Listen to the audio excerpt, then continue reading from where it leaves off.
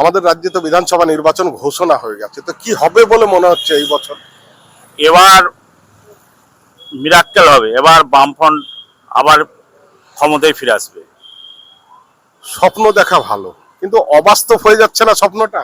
না, এটা বাস্তব। তার কারণ হচ্ছে শ্রমিক শ্রেণী, কৃষক শ্রেণী, একটা বৃত্তিজীবী শ্রেণী, সমস্ত শ্রেণী আজকে পশ্চিমবঙ্গে অত্যাচারিত, লাঞ্ছিত, নির্যাতিত এবং তাদের আয় সমস্ত কিছুই কমে গেছে। আর একমাত্র এখানে ক্রিমিনালাইজেশন অফ পলিটিক্স হয়ে গেছে।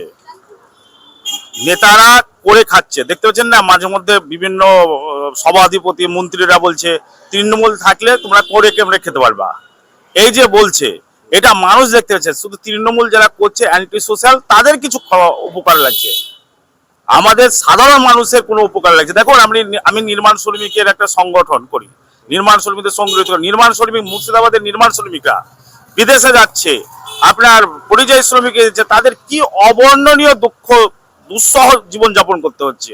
আমি গিয়েছিলাম ভাইজাকে, সেখানে দেখে এলাম শ্রমিকদের কি রকম অসহনীয় অবস্থায় তাদের জীবনযাত্রা করছে। রাজস্থানে দেখলাম সেখানে অসহনীয় অবস্থা। এবং বিজেপির রাজ্যে এদেরকে মারামারি হচ্ছে, তাদেরকে মারছে, অত্যাচার করছে, তারা লাঞ্ছিত হচ্ছে। তারা সামান্য পরিমাণে আয় করে সেখানে ব্যাপক পরিমাণে তাদের উপর আক্রমণ নেমে এসেছে। এই জন্যে তারাও এখন একটা তাদের চোখ মুখ খুলেছে, দেখছে যে কে আমাদের বন্ধু ছিল, কে আমাদের শত্রু, সেটা তারা জীবনের অভিজ্ঞতা হতেছে। আপনারা জানেন যে আজকে নির্মাণ কর্মী শ্রমিক যাদের ছিল তাদের যে সামাজিক সুরক্ষা ছিল, সেই সামাজিক সুরক্ষা এই মমতা ব্যানার্জি এসে সরকার এসে বন্ধ করে দিয়েছে। আগে বামফ্রন্ট সরকারের আমলে বাড়ি করার জন্য, স্কুলে পড়ার জন্য, আপনার খাতা পেন্সিল কেনার জন্য, সাইকেল কেনার জন্য এককালীন বোনাস দিত, তারপরে আপনার ইন্স্যুরেন্স ছিল, সমস্ত কিছু মমতা ব্যানার্জি করেছিল।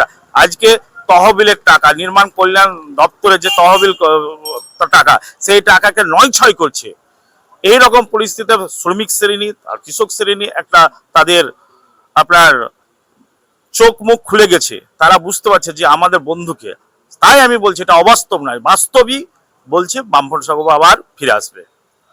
এবারে নির্বাচনে কি কি ইস্যু নিয়ে লড়াই করছে বলে মনে হচ্ছে? এবার ইস্যু কর্মসংস্থান তো প্রথমেই। আপনারা জানেন যে ছেলেটা আজকে 11 সালে যে ছেলেটা মাধ্যমিক পাস করেছিল, তার বয়স ছিল 18, আজকে 15 পরে 33 বছর। সেই ছেলেটা এখনো 33 বছর বয়স হয়ে গেলে সে চাকরি পায়নি। যে আপনার 11 সালে MA কমপ্লিট করেছে, সেই ছেলেটার বয়স এখন 39-40 বছর। তারা যে হতাশাগ্রস্ত, তাদের কর্মসংস্থান আমাদের প্রথম প্রায়োরিটি, বামফ্রন্ট সরকারের প্রথম প্রায়োরিটি কর্মসংস্থান।